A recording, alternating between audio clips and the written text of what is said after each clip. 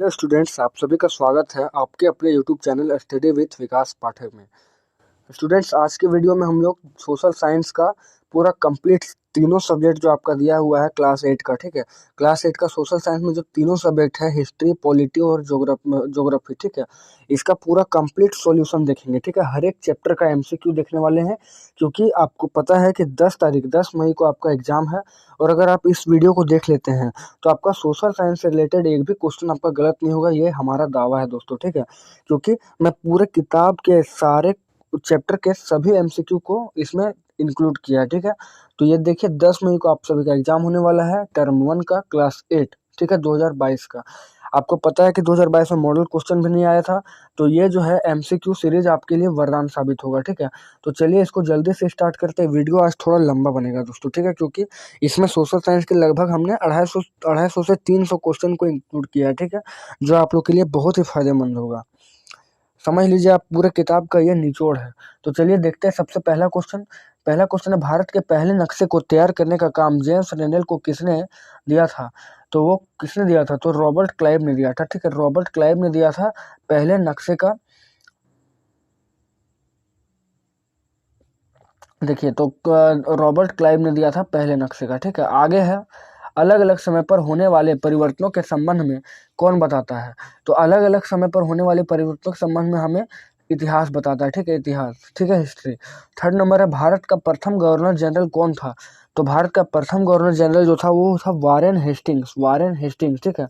ये आप अभी देख रहे हैं, हिस्ट्री हमने हिस्ट्री लिया हुआ है ये। उसके बाद ज्योग्राफी पे आएंगे।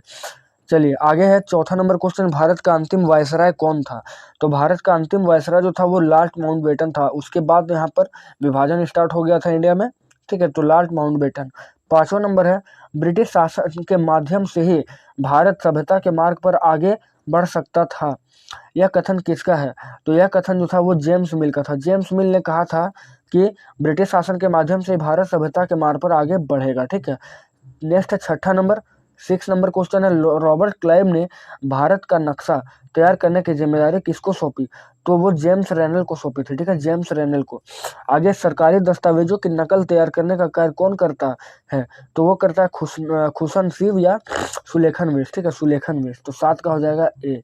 आगे है, अंग्रेजों द्वारा स्थापित भारत का राष्ट्रीय अभिलेखागार कहाँ है? तो अंग्रेजों द्वारा स्थापित भारत का राष्ट्रीय अभिलेखागार जो है वो है नई दिल्ली में, न्यू दिल्ली में है राष्ट्रीय अभिलेखागार, ठीक है। आगे है, अभिलेखों को सुंदर ढंग से लिखने वाले क्या कहलाते थे? तो वो कहलाते थे सुलेखन विश। अभिलेख को सुंदर ढंग से लिखने वाले कहलाते थे सुलेखन विश। नेक्स्ट है, भारतीय राष्ट्रीय संग्रहालय कहाँ बनाया गया? तो भारतीय राष्ट्रीय संग्रहालय जो था वो बनाया गया आपका नई दिल्ली में, ठीक है, नई दिल्ली में। आगे है, आगे इसका है क्वेश्चन, आजादी के बाद भारत में पहली जनगणना कब हुई? तो आजादी के बाद भारत में पहली जनगणना 1951 में हुई थी, और पहला आम चुनाव हुआ था 1952 में, ठीक है, तो ये आप याद रखेंगे। आगे, आजादी के बाद देश में कितनी बार जनगणना हो चुकी है? तो आजादी के बाद अभी तक देश में 6 बार जनगणना हो चुकी है, ठीक है, 12 नंबर। फिर 13 नंबर, भारत का क्षेत्रफल कितना है? तो भारत का एग्जैक्ट क्षेत्रफल अगर दे दिया जाएगा 32,87,263, वो आप लोग टिक कर लेंगे। लेकिन यहाँ पर ऑप्शन में 32.8 है, तो ये हो जाएगा। इसका सही आंसर है 32,87,263 किलोमीटर स्क्वायर, ठीक है। आगे है 14 नंबर में, कश्मीर से कन्याकुमारी तक भारत का विस्तार कितना है? तो कश्मीर से कन्याकुमारी तक विस्तार जो है 3214 किलोमीटर, ठीक है, 3214 किलोमीटर। और ये आपका जो है अरुणाचल प्रदेश से गुजरात तक जो है वो 2933 किलोमीटर, अरुणाचल प्रदेश से, ठीक है, गुजरात से अरुणाचल प्रदेश तक कितना है? 2933 किलोमीटर। चलिए नेक्स्ट है, पूर्व में अरुणाचल प्रदेश से पश्चिम में कच्छ तक विस्तार कितना है?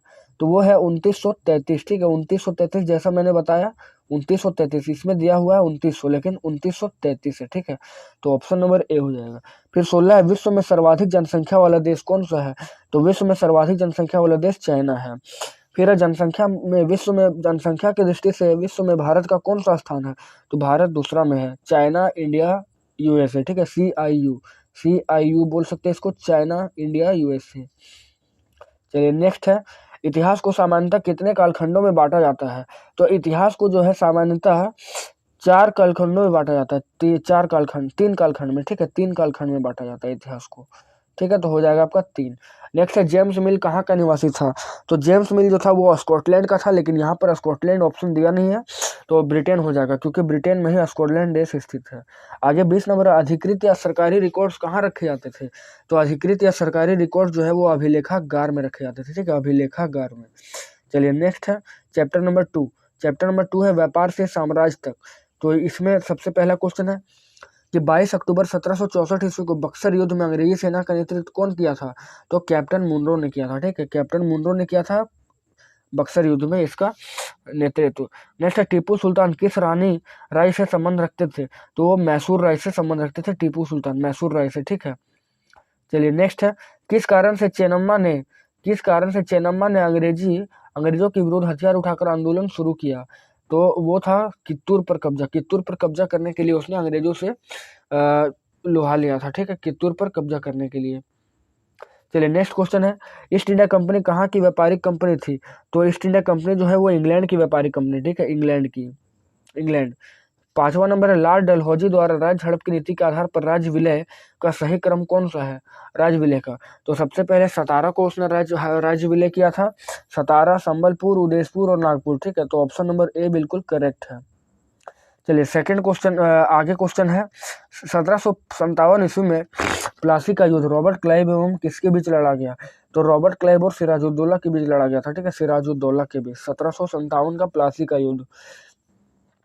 आगे है अंग्रेजों को बंगाल में सीमित क्षेत्र में व्यापार करने की इजाजत किसने दी? तो वो शाहजहां ने दी थी, ठीक है, शाहजहां ने दिया था व्यापार करने की इजाजत अंग्रेजों को सीमित क्षेत्र में। फिर है वास्को डिगामा किस देश का निवासी था?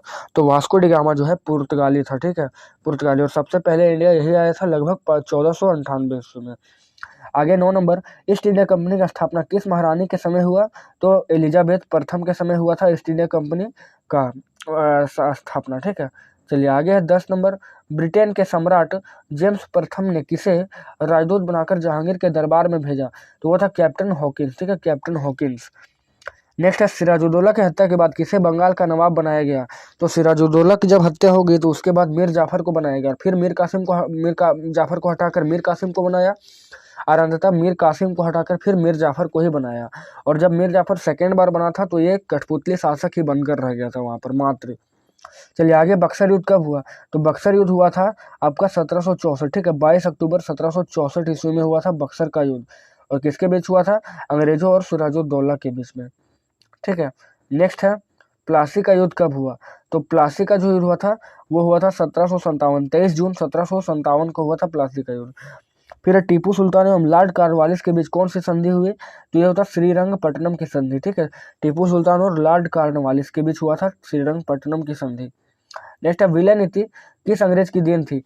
तो विलय नीति जो था वो लॉर्ड डलहौजी की नीति, ठीक है, लॉर्ड डलहौजी, वो डॉक्ट्रिन ऑफ लैप्स कहा जाता था, और ये विलय मतलब अपने राज्य में इसको विलय करते थे। जैसे झारखंड में अंग्रेजों का प्रवेश किस जिले की ओर से हुआ? तो यहाँ पर हुआ था सिंहभूम में, ठीक है, झारखंड में अंग्रेजों का प्रवेश जो हुआ था वो सिंहभूम जिले से हुआ था। चलिए इसके बाद चैप्टर 3 का जो है क्वेश्चन, उसमें चैप्टर 3 में दिया गया है कि महात्मा गांधी ने 1917 में नील बागान मालिकों के विरुद्ध चंपारण में आंदोलन शुरू किया। चंपारण किस राज्य में स्थित था? तो चंपारण जो था वो बिहार में था, पश्चिमी बिहार में चंपारण है। आगे धन की निकासी का सिद्धांत किसने दिया? धन की निकासी का सिद्धांत जो है वो दादा भाई नेरोजी ने दिया था, ठीक है, दादा भाई नेरोजी। तीसरा है महालवाड़ी व्यवस्था में महालदार किसे कहा जाता था? तो महालवाड़ी व्यवस्था में महालदार जो था वो गांव का मुखिया को कहा जाता था, गांव का मुखिया। नेक्स्ट है चौथा, कंपनी को बंगाल की दीवानी मुगल बादशाह से कब प्राप्त हुई? तो 12 अगस्त 1765 ईस्वी को बंगाल को दीवानी प्राप्त हुआ था, और उड़ीसा, बिहार और बंगाल पर वो टैक्स वसूल कर सकते थे, ठीक है, अंग्रेज। तो 12 अगस्त 1765। चलिए आगे gold grand old man India किसे कहा जाता है? तो वो था दादा भाई नेरोजी को कहा जाता है। नेक्स्ट है अस्थाई बंदोबस्त व्यवस्था किस गवर्नर जनरल के समय शुरू हुआ? तो अस्थाई बंदोबस्त व्यवस्था जो है वो लॉर्ड कॉर्नवालिस के समय से शुरू हुआ था, लॉर्ड कॉर्नवालिस। नेक्स्ट है रैयतवाड़ी व्यवस्था को लागू करने का श्रेय किसे जाता है? तो रैयतवाड़ी जो व्यवस्था थी वो सर टॉमस रो ने किया था, ठीक है, जो अंग्रेजी अंग्रेज कंपनी का था, सर टॉमस रो। नेक्स्ट, पहली चाय कंपनी किस नाम से जानी गई? तो पहली चाय कंपनी जो थी वो असम चाय कंपनी के नाम से जानी गई थी, असम चाय कंपनी। नेक्स्ट है, महलवाड़ी व्यवस्था सर्वप्रथम किसने तैयार किया?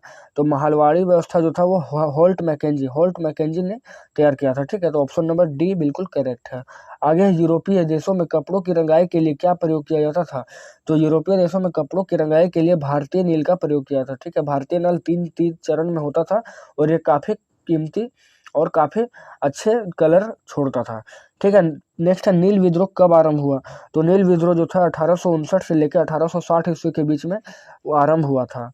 नेक्स्ट है, चाय और चीन पर से कंपनी का एकाधिकार कब समाप्त कर दिया गया?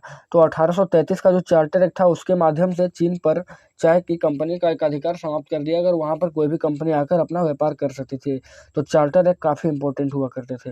नेक्स्ट, नील आयोग किनकी अध्यक्षता में गठित हुआ? तो नील आयोग जो था वो सीटोन कार जो वैज्ञानिक थे, सीटोन कार अंग्रेज जो थे उसके नेतृत्व में हुआ था। यहाँ पर नील आयोग का गठन हुआ था, ठीक है, नील आयोग का गठन हुआ था। नेक्स्ट, नील दर्पण नामक नाटक के रचनाकार कौन है?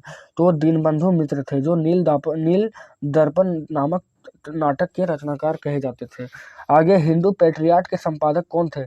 तो हिंदू पेट्रियाट के संपादक थे हरिश्चंद्र मुखर्जी, ठीक है, हरिश्चंद्र मुखर्जी थे हिंदू पेट्रियाट के संस्थापक।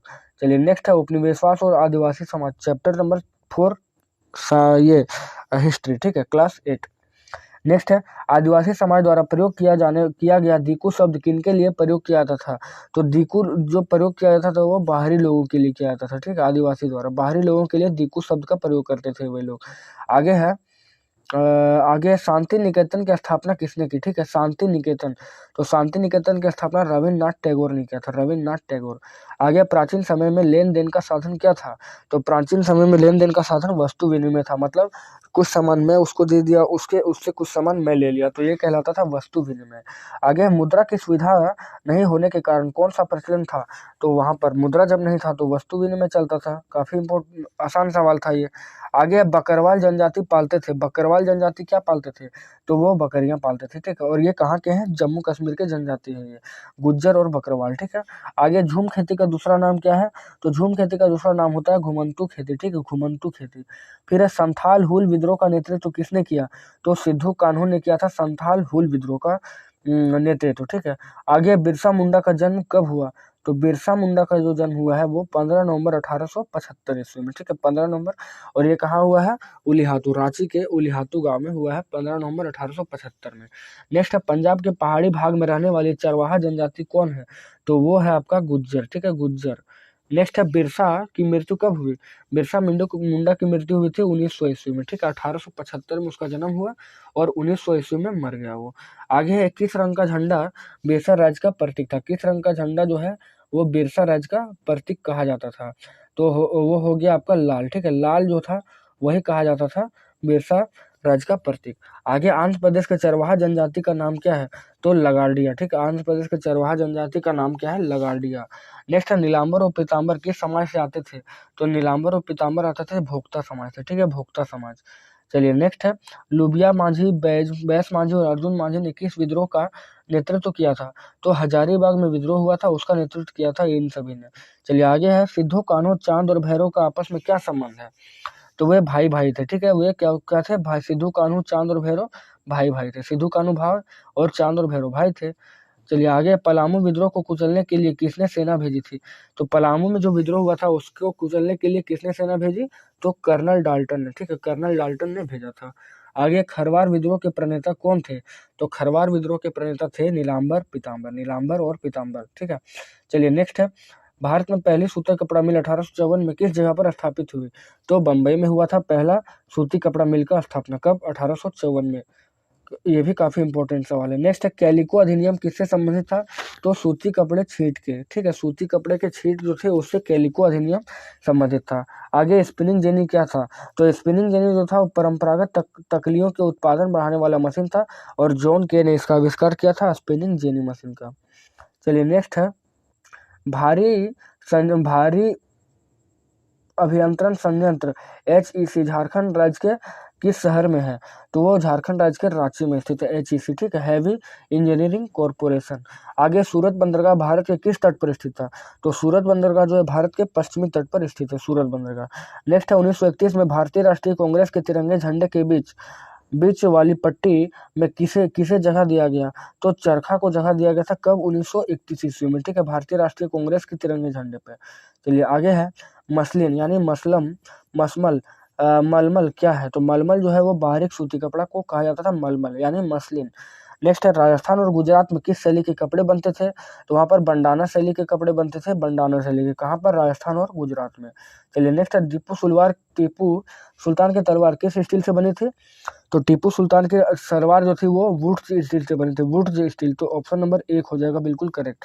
आगे स्पिनिंग जेनी का आविष्कार किसने किया? तो जॉन के ने आविष्कार किया था स्पिनिंग जेनी का, ठीक है। नेक्स्ट है टिस्को में स्टील का उत्पादन किस वर्ष प्रारंभ हुआ? तो टिस्को में जो है 1912 ईस्वी से उत्पादन स्टार्ट हो चुका है। टिस्को में स्टील का उत्पादन 1912 ईस्वी से स्टार्ट हो चुका है। नेक्स्ट है भारत का मैनचेस्टर किसे कहा जाता है? तो भारत का मैनचेस्टर जो है वो अहमदाबाद को कहा जाता है, ठीक है, भारत का मैनचेस्टर। नेक्स्ट है सूरत बंदरगाह किस राज्य में है? तो सूरत बंदरगाह जो है गुजरात राज्य में स्थित है, क्योंकि भारत का ये पश्चिमी हिस्से में है। भारत का पश्चिमी राज्य जो है वो गुजरात है। नेक्स्ट है पुर्तगाली भारत में सबसे पहले कहाँ पहुंचा? तो कालीकट में पहुंचा था, ठीक है, कालीकट में, जहाँ पर जमोरिन शासन कर रहा था और उसने उसका स्वागत किया था, जमोरिन ने। आगे है लोह अयस्क खोद कर लोहा और खोद कर लाने और लोहा बनाने का कार्य किस समुदाय के लोग करते थे? तो वह अगरिया समुदाय के लोग करते थे ये सारे काम, ठीक है। अगरिया समुदाय क्या करते थे? लोहा बनाने का काम करते थे, लोहा खोद कर लाते थे और बनाने का काम करते थे। आगे है भारी अभियंत्रण संयंत्र HEC की स्थापना कब हुई? तो HEC की स्थापना जो हुई थी वो मतलब 1958 ईस्वी में हुआ था HEC की स्थापना। चलिए नेक्स्ट है चैप्टर नंबर 6 1857 की क्रांति। तो 1857 के विद्रोह के समय भारत का गवर्नर जनरल कौन था? तो वो था आपका लॉर्ड कैनिंग, ठीक है, लॉर्ड कैनिंग जो था वो गवर्नर जनरल था। आगे है बाबू कुंवर सिंह जिला किस राज्य में संबंधित है? तो वो बिहार में है, ठीक है, बिहार में। फिर नेक्स्ट क्वेश्चन लक्ष्मीबाई कहाँ की थी? तो लक्ष्मीबाई झांसी की थी, ठीक है, झांसी की रानी लक्ष्मीबाई को ही कहा जाता था। आगे तात्या टोपे के सेनापति कौन थे? तो तात्या टोपे के सेनापति जो थे वो नाना साहेब कहे जाते थे, ठीक है, नाना साहेब कहे जाते थे। आगे कानपुर में 1857 के विद्रोह की अगुवाई किसने की? तो वो किया था नाना साहेब ने, कानपुर में, ठीक है, 1857 में नाना साहेब ने। नेक्स्ट है झांसी में 1857 में सिपाही विद्रोह का नेतृत्व किसने किया? झांसी में, तो झांसी में रानी लक्ष्मीबाई ने किया था वहां का विद्रोह का। फिर है नेक्स्ट पेशवा बाजीराव द्वितीय का दत्तक पुत्र कौन था? तो दत्तक पुत्र जो था वो था नाना साहेब, ठीक है, पेशवा बाजीराव द्वितीय का दत्तक पुत्र कहा जाता था। और दत्तक पुत्र मतलब क्या होता है? गोद लेना, नाना साहेब, ठीक है। नेक्स्ट है बहादुर शाह जफर ने किसके सहयोग से विद्रोह का नेतृत्व किया? तो बहादुर शाह जफर जो था वो किसके नेतृत्व में किया था? तो बख्त खां के नेतृत्व में किया था उसने यहाँ पर विद्रोह का नेतृत्व, ठीक है। नेक्स्ट 1857 के विद्रोह को किस नाम से जाना जाता है? तो सिपाही विद्रोह कहा जाता है। मॉडल सेट में ये क्वेश्चन था भी। आगे भारत का अंतिम मुगल बादशाह कौन था? तो अंतिम मुगल बादशाह जो था वो था बहादुर शाह द्वितीय, ठीक है, बहादुर शाह द्वितीय जो था अंतिम मुगल बादशाह था। नेक्स्ट हजारीबाग छावनी में विद्रोह कब हुआ था? तो हजारीबाग छावनी में हुआ था 30 जुलाई 1857 को विद्रोह। तो हजारीबाग झारखंड का हजारीबाग जिला में भी 30 जून 1857 को विद्रोह हो चुका है, 30 जुलाई को, सॉरी। आगे झारखंड में सिपाही विद्रोह की शुरुआत कब हुई? तो झारखंड में 12 जून 1857 को स्टार्ट हो चुका था यहाँ पर सिपाही विद्रोह, 12 जून 1857। आगे चूटू पाली और मांझी घाटी में विद्रोह कब हुआ? तो देखिए चूटू पाली जो घाटी रामगढ़ में है वहां पर भी विद्रोह हुआ था। कब हुआ था? 31 जुलाई 1857 को हुआ था, ठीक है, 31 जुलाई 1857 को। आगे रांची में विद्रोह सैनिकों का नेता कौन था रांची में? तो रांची में पांडे गणपत राय ने नेतृत्व किया था, ऑप्शन नंबर डी, ठीक है। आगे है किस अंग्रेज अधिकारी ने ठाकुर विश्वनाथ सहदेव को फांसी पर लटका दिया? तो वो था कर्नल डाल्टन। आगे नीलांबर और पीताम्बर कहाँ के महान स्वतंत्रता सेनानी थे? तो वो थे पलामू के, ठीक है, पलामू के थे। नेक्स्ट है ठाकुर विश्वनाथ सहदेव को फांसी कब दिया गया? तो 16 अप्रैल 1858 को दिया गया था फांसी उन सभी को, ठीक है, 16 अप्रैल 1858 को। आगे का क्वेश्चन है सती प्रथा को दूर करने का श्रेय किन्हें मिला? तो सती प्रथा को दूर करने का श्रेय मिला था लॉर्ड विलियम बेंटिंग को, ठीक है, लॉर्ड विलियम बेंटिंग को मिला था। आगे है हरविलास शारदा के प्रयास से 1929 में शारदा कानून बना। शारदा कानून किससे संबंधित था? तो शारदा कानून था वो लड़की लड़कियों के शादी के लिए न्यूनतम उम्र से, ठीक है, न्यूनतम उम्र उस समय आपका 16 साल ही था, तो अभी तो 18 साल कर दिया गया है। आगे पहली बार दिल्ली के सिंहासन पर बैठने वाली महिला कौन थी? तो वो थी रजिया सुल्तान, ठीक है, रजिया सुल्तान जो थी वो पहली बार दिल्ली के सिंहासन पर बैठी थी और ये महिला थी। आगे किस भारतीय समाज सुधारक के प्रयास से सती प्रथा का अंत किया गया? तो वो था आपका राजा राम मोहन राय। राजा राम मोहन राय के नेतृत्व से ही सती प्रथा का अंत किया गया था और उसमें एक ब्रिटेन के अंग्रेज भी साथ दे रहे थे इसका, जो राजा राम मोहन राय के दोस्त भी थे। आगे सती प्रथा पर पहला प्रतिबंध किस राजा ने लगाया? तो हर्षवर्धन ने लगाया था सती प्रथा पर पहला प्रतिबंध, ठीक है। आगे सती प्रथा का प्रथम प्रमाण किस अभिलेख से मिलता है? तो वो था एरन अभिलेख। एरन अभिलेख से मिलता है इसमें सती प्रथा का प्रथम प्रमाण, एरन अभिलेख में लिखा हुआ है। आगे हिंदू विधवा पुनर्विवाह कानून कब पारित हुआ? तो 1856 में हिंदू विधवा पुनर्विवाह कानून पारित हुआ था। नेक्स्ट है सती प्रथा पर पूर्ण प्रतिबंध लगाया। तो सती प्रथा पर पूर्ण प्रतिबंध कब लगा था? तो बी नंबर देख सकते हैं, लॉर्ड विलियम बेंटिक ने, ठीक है, कौन लगाया था? आगे विधवा पुनर्विवाह कानून किसने लागू किया? तो लॉर्ड डलहौजी ने किया था विधवा पुनर्विवाह कानून, मतलब विधवा जो है वो भी विवाह कर सकती है, ठीक है, तो लॉर्ड डलहौजी ने किया था, तो ये काफी सुधार भी है। आगे किसके प्रयास से 1872 में देशी बाल विवाह अधिनियम पारित किया गया? तो केशव चंद्र सेन के माध्यम से, ठीक है, केशव चंद्र सेन के माध्यम से। आगे स्वामी दयानंद सरस्वती ने स्थापना की। तो स्वामी दयानंद सरस्वती ने आर्य समाज की स्थापना की थी, आर्य समाज। नेक्स्ट है स्त्री शिक्षा के लिए कलकत्ता के तरुण स्त्री सभा की स्थापना कब हुई? स्त्री शिक्षा के लिए कलकत्ता के तरुण स्त्री सभा की स्थापना जो है वो 1785 ईस्वी में हुआ था, 1785 ईस्वी में, ठीक है, 1785 ईस्वी में, याद रखेंगे आप लोग। आगे बेगम रुकैया सखावत हुसैन ने मुस्लिम लड़कियों के लिए कहाँ कहाँ विद्यालय खोले? तो विद्यालय वो कहाँ खोले थे? कलकत्ता और पटना में, ठीक है, कलकत्ता और पटना में। नेक्स्ट क्वेश्चन है भोपाल की बेगमों ने लड़कियों की शिक्षा के लिए विद्यालय कहाँ खोली? तो भोपाल की बेगमों ने लड़कियों की शिक्षा के लिए जो है अलीगढ़ में खोला था, अलीगढ़ में विद्यालय खोला था। आगे स्त्री पुरुष तुलना नामक पुस्तक किसने लिखा? तो ताराबाई सिंधन ने स्त्री पुरुष नामक तुलना नामक पुस्तक लिखी थी, जिसमें तुलना किया गया था स्त्री और पुरुष का। आगे किसने दिए की रोशनी में पढ़ना लिखना सीखा? तो वो थे राज सुंदरी देवी, ठीक है, दिए की रोशनी में पढ़ना लिखना सीखा था राज सुंदरी देवी। आगे है जाति और व्यवस्था की चुनौतियां, इतिहास का ही अभी चल रहा है। तो देखिए इसमें क्वेश्चन है कंपनी सरकार ने भारत में कौन सा समाज सुधार का कार्य नहीं किया? ठीक है, तो वो था सती प्रथा को बंद करने का कार्य, सती प्रथा को बंद करने का कार्य, गुलाम बंद करने का कार्य, गुलामी जो है उसको बंद करने का कार्य नहीं किया था। आगे वर्ण व्यवस्था आधारित थी। वर्ण व्यवस्था किस पर आधारित थी? तो कर्म पर, ठीक है, वर्ण व्यवस्था कर्म के आधार पर आधारित थी। आगे है सत्य शोधक समाज की स्थापना किसने किया?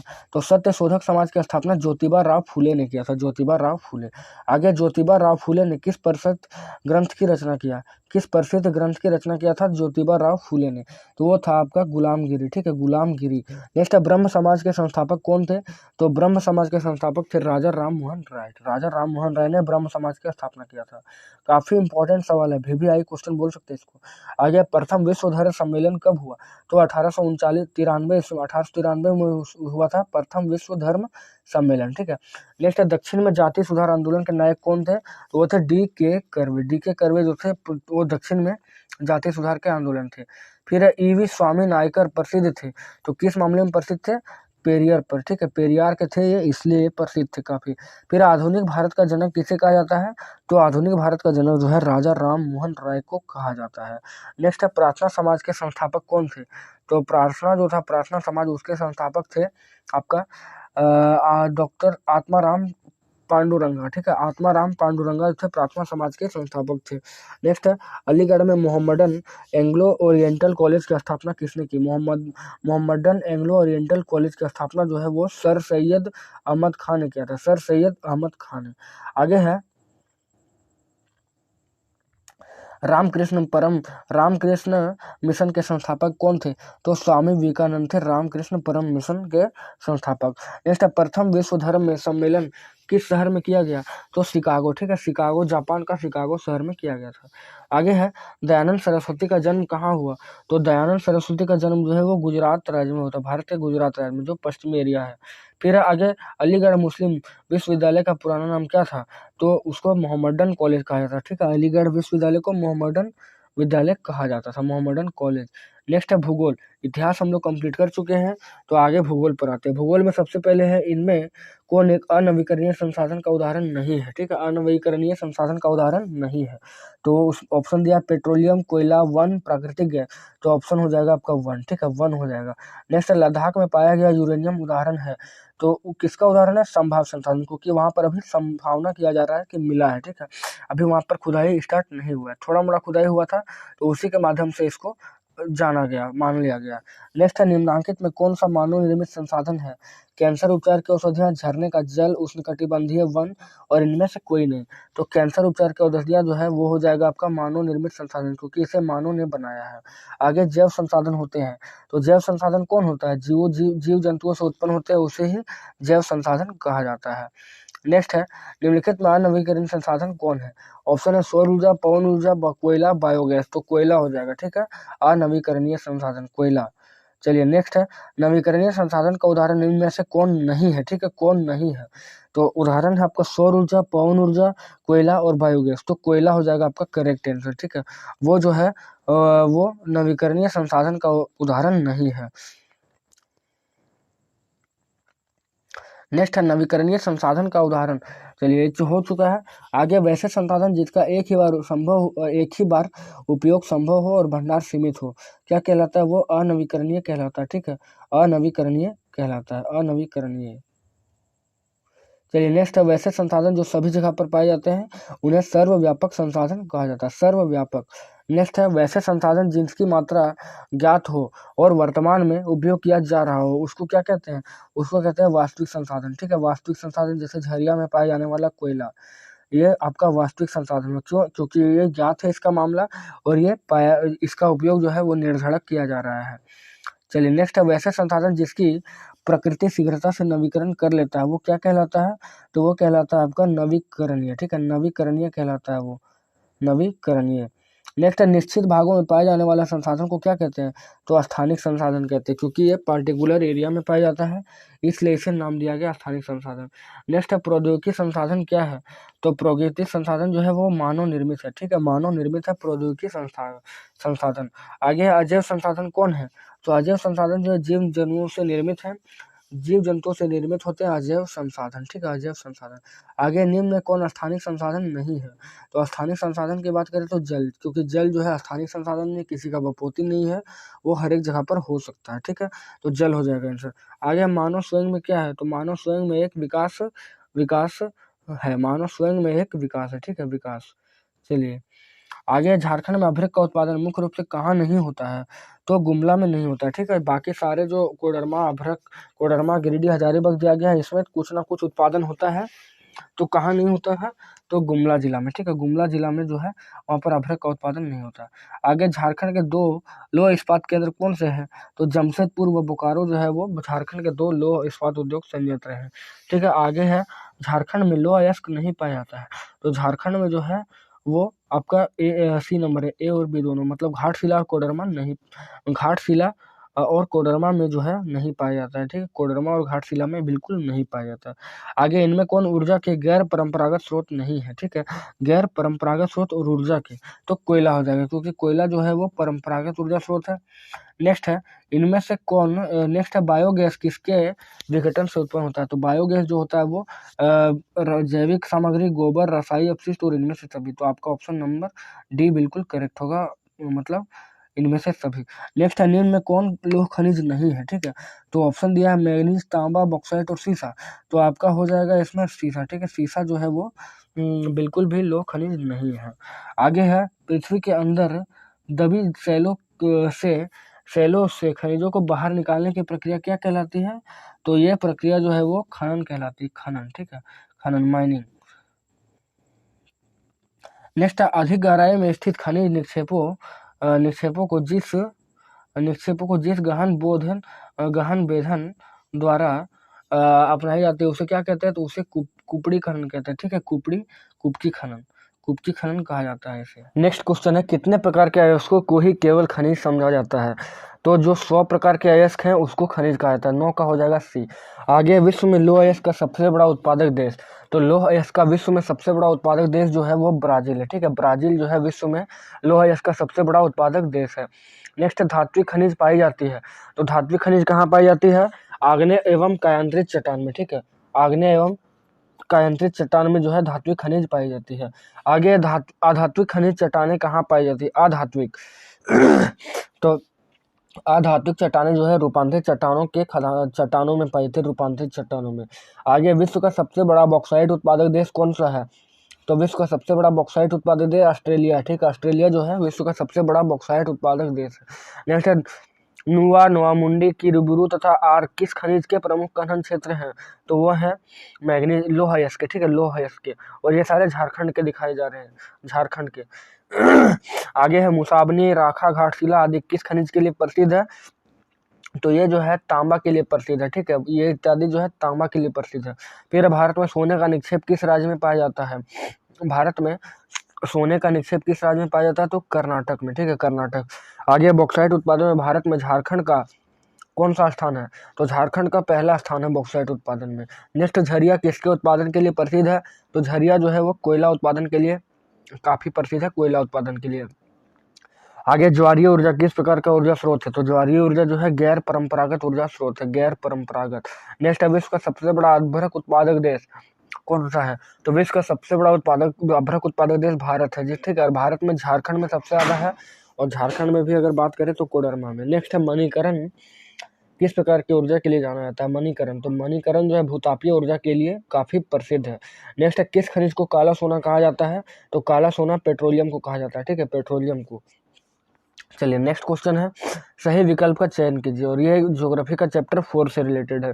विश्व का सबसे बड़ा चावल उत्पादक देशों का सही क्रम देखिए। तो सबसे पहले तो चीन होगा, ठीक है। तो बी नंबर तो ऑप्शन बिल्कुल गलत है।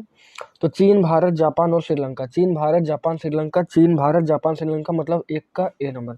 नेक्स्ट है, इनमें कौन प्रमुख पेय फसल है?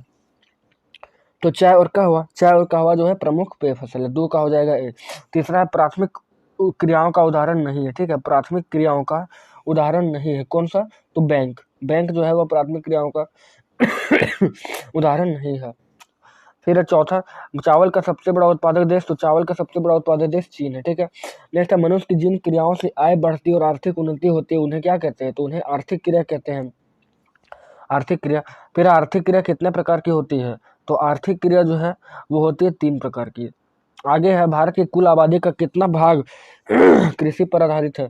तो 1/2 भाग जो है कृषि पर आधारित है। भारत की 2/3 जनसंख्या जो है कृषि पर वो आधारित है।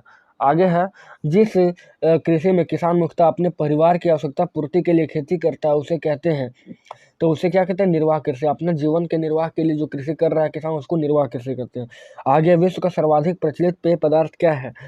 तो विश्व का सबसे सर्वाधिक प्रचलित पेय पदार्थ चाय है, ठीक है। आगे, चलवासी पशुचारण किस प्रकार की खेती करते हैं?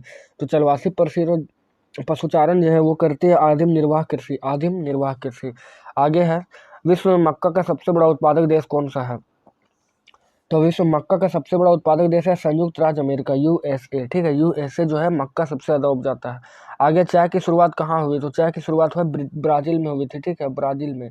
तो चीन दिया हुआ है, तो चीन में हुआ था। चलो, चाय की शुरुआत है चीन में। आगे, रोटी की टोकरी किसे कहा जाता है? तो रोटी की टोकरी पेरी प्रदेश को कहा जाता है, क्योंकि यहाँ पर बहुत ज्यादा गेहूं होता है, इसलिए इसे रोटी का टोकरा कहा जाता है। चलिए, आगे है, सुनहरा रेशा, सुनहरा रेशा जो है वो किसे कहा जाता है? सुनहरा रेशा जो है पटसन को कहा जाता है, ठीक है, पटसन। तो 14 का हो गया ए नंबर। आगे है, सफेद सोना, सफेद सोना किसे कहा जाता है? तो सफेद सोना जो है कपास को कहा जाता है, कपास को सफेद सोना कहा जाता है। फिर विश्व का कॉफी कटोरा किस देश को कहा जाता है? तो ब्राजील, क्योंकि कॉफी जो है वो ब्राजील में सबसे ज्यादा का हुआ, ठीक है। तो विश्व का कॉफी का कटोरा ब्राजील को कहा जाता है, क्योंकि वहां पर सबसे ज्यादा कॉफी होता है। आगे है, विश्व की कुल जनसंख्या का लगभग 75% लोग रहते हैं कहाँ पर? तो एशिया और यूरोप में रहते हैं विश्व के लगभग 75% जनसंख्या, ठीक है। कहाँ पर? एशिया और यूरोप में। आगे, विश्व में सर्वाधिक आबादी वाला देश कौन सा है? तो विश्व में सबसे अधिक आबादी वाला देश चीन है, ठीक है। चीन जो है सबसे ज्यादा अधिक आबादी वाला देश है।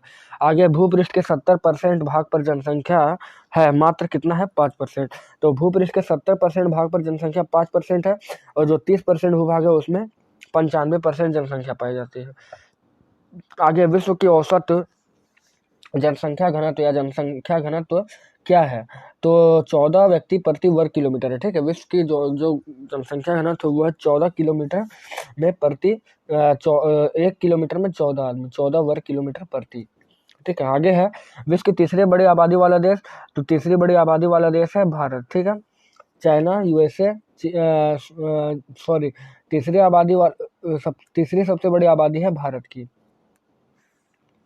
आगे भारत का औसत जनसंख्या घनत्व कितना है? तो भारत का औसत जनसंख्या घनत्व जो है 382 व्यक्ति प्रति वर्ग किलोमीटर, 382 व्यक्ति प्रति वर्ग किलोमीटर। फिर है झारखंड का औसत जनसंख्या घनत्व कितना है?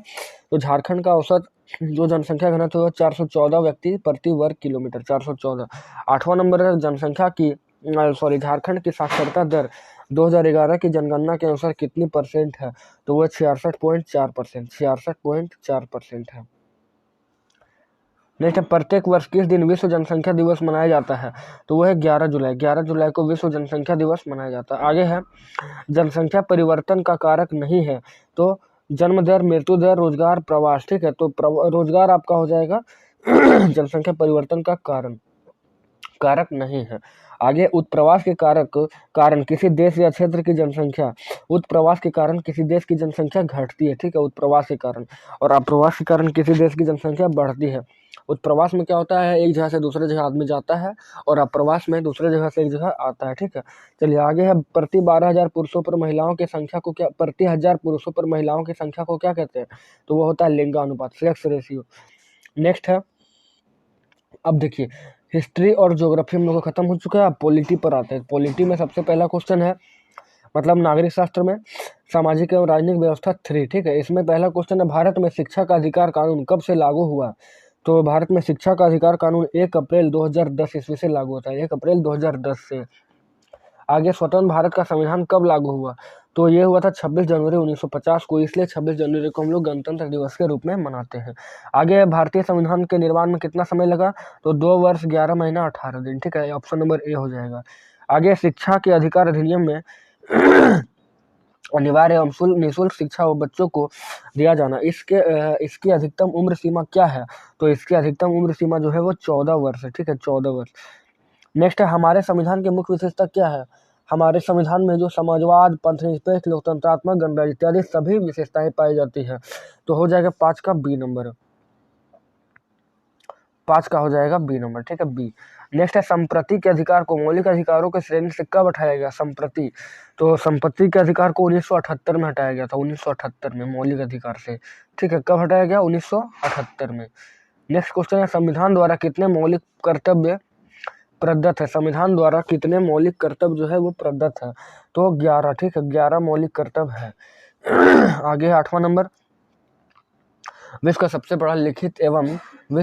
बड़ा लिखित संविधान किस देश का है? तो वो है भारत का, ठीक है, भारत का।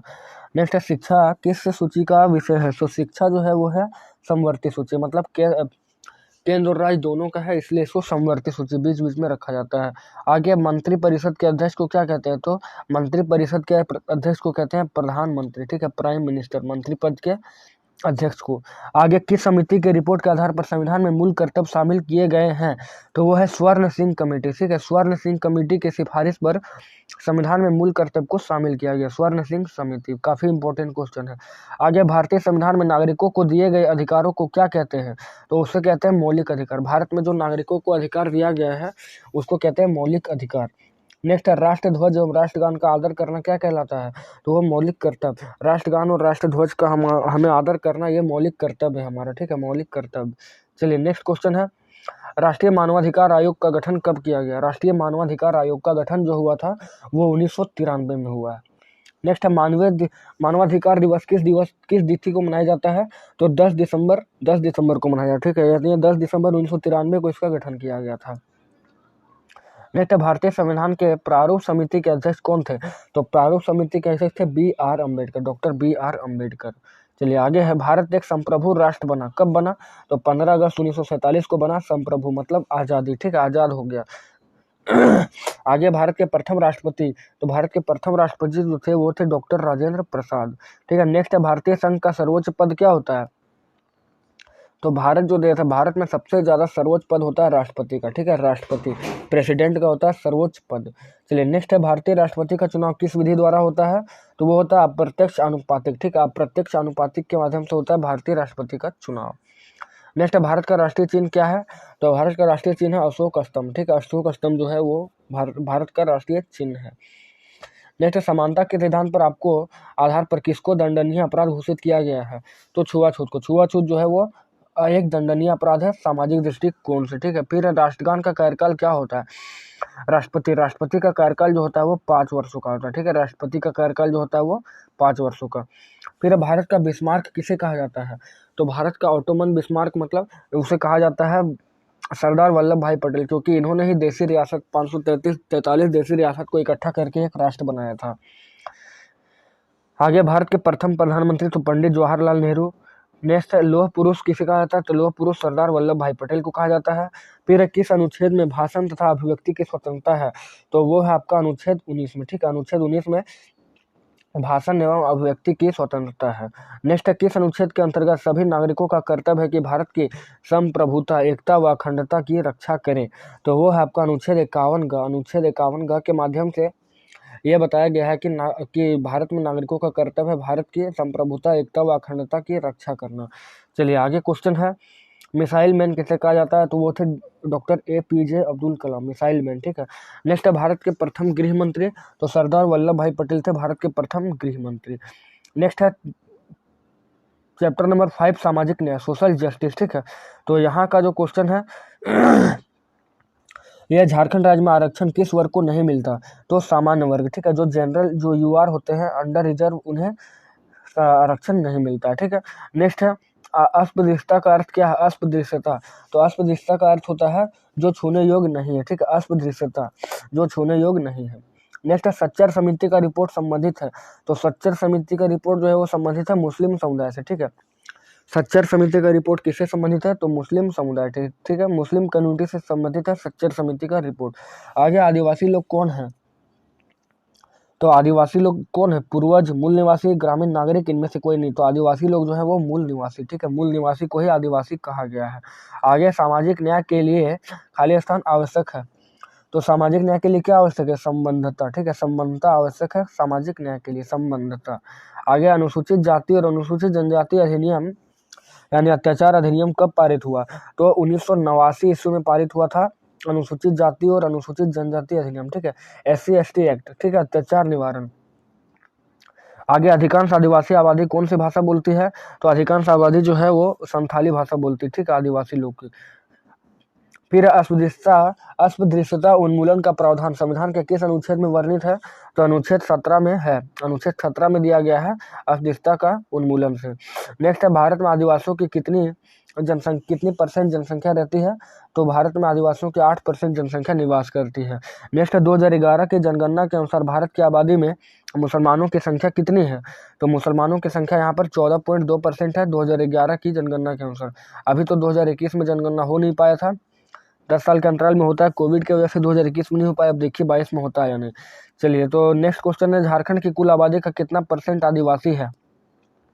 तो झारखंड की कुल आबादी जो है उसमें 26%, ठीक है, क्योंकि झारखंड जो है आदिवासी बहुल राज्य है, तो 26% जो है यहाँ पर आदिवासी रहते हैं। नेक्स्ट है, संविधान के किस अनुच्छेद द्वारा आरक्षण देने का प्रावधान है? तो संविधान के अनुच्छेद 15(4) एवं 16(4) के माध्यम से हम आरक्षण देने का यहाँ पर प्रावधान किया जाता है, ठीक है। चलिए आगे है, झारखंड में अनुसूचित जनजातियों की संख्या कितनी है? तो झारखंड में अनुसूचित जनजातियों की संख्या जो है वो है 32, ठीक है, 32 है झारखंड में अनुसूचित जनजातियों की संख्या। नेक्स्ट, सच्चर समिति की रिपोर्ट के आधार पर 6 से 14 साल के प्रतिशत बच्चे कभी स्कूल नहीं गए। कितने बच्चे नहीं गए स्कूल? तो 25 बच्चे, ठीक है, 25 बच्चे इस कानून के तहत, इस रिपोर्ट के आधार पर 25 बच्चे जो हैं 6 से 14 साल के स्कूल नहीं गए हैं, कभी स्कूल नहीं गए। आगे, सच्चर समिति का गठन कब हुआ? तो सच्चर समिति का गठन जो किया गया था 2005 ईस्वी में, MG मनरेगा के साथ ही इसे गठित किया गया था। आगे है, झारखंड सरकार ने 15 अप्रैल 2016 को भीमराव अंबेडकर आवास योजना का शुभारंभ किनके लिए किया? तो वो विधवाओं के लिए किया था, भीमराव अंबेडकर आवास योजना, ठीक है, किसके लिए? विधवाओं के लिए। काफी इंपॉर्टेंट सवाल है ये। आगे है प्रधानमंत्री उज्ज्वला योजना का संबंध है। तो प्रधानमंत्री उज्ज्वला योजना का संबंध है निःशुल्क एलपीजी कनेक्शन उपलब्ध कराना, ठीक है, लिक्विफाइड पेट्रोलियम गैस उपलब्ध कराना घर घर और निःशुल्क। चलिए आगे है, सरकार द्वारा नागरिकों को कौन सा जन सुविधा उपलब्ध नहीं कराया जाता? तो पेयजल व स्वच्छता की सुविधा कराया जाता है, शिक्षा भी दिया जाता है, आजीविका के अवसर भी दिया जाता है, विद्रोह, ठीक है, विद्रोह जो है वो सरकार द्वारा नहीं कराया जाता। तो 3 का हो जाएगा डी नंबर, विद्रोह। नेक्स्ट क्वेश्चन है, भारत में दूषित पानी के कारण प्रतिदिन लगभग कितने व्यक्ति की मौत हो जाती है? तो भारत में दूषित पानी की वजह से लगभग 1600 व्यक्ति की मौत हो जाती है लगभग डेली। आगे, सर्व शिक्षा अभियान कब आरंभ हुआ? सर्व शिक्षा अभियान कब आरंभ हुआ?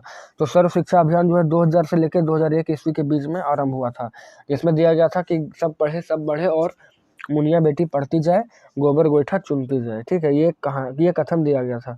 नेक्स्ट है, झारखंड में शहरी क्षेत्रों में पानी की उपलब्धता कितनी है? तो 734.35 लाख गैलन है, 734.35 लाख गैलन जो है शहरी क्षेत्रों में पानी की उपलब्धता है। तो ये एक्यूरेट डेटा नहीं हो सकता, आगे पीछे हो जाए, इसके लिए मैं माफी चाहता हूँ। आगे, झारखंड में शहरी क्षेत्रों में पानी की आवश्यकता कितनी है? तो उपलब्धता तो 734.35 लाख गैलन है, लेकिन आवश्यकता जो है वो है 1616, ठीक है, 1616.35 लाख गैलन, इतना है वहाँ पर खपत। आगे, स्वच्छ भारत अधिनियम की शुरुआत, स्वच्छ भारत अभियान की शुरुआत कब हुई? तो वो हुआ था 2 अक्टूबर 2014 को, 2 अक्टूबर 2014 को, ठीक है, गांधी जयंती के दिन हुआ था, लेकिन 2014 में शुरू हुआ था। आगे है, नर्मदा बचाओ आंदोलन किस परियोजना के विरोध में किया गया? तो वो था सरदार सरोवर के माध्यम से, सरदार सरोवर योजना के माध्यम से किया गया था नर्मदा बचाओ अभियान, ठीक है। आगे, फ्लोराइड युक्त पानी की समस्या किन जिलों में सबसे अधिक है?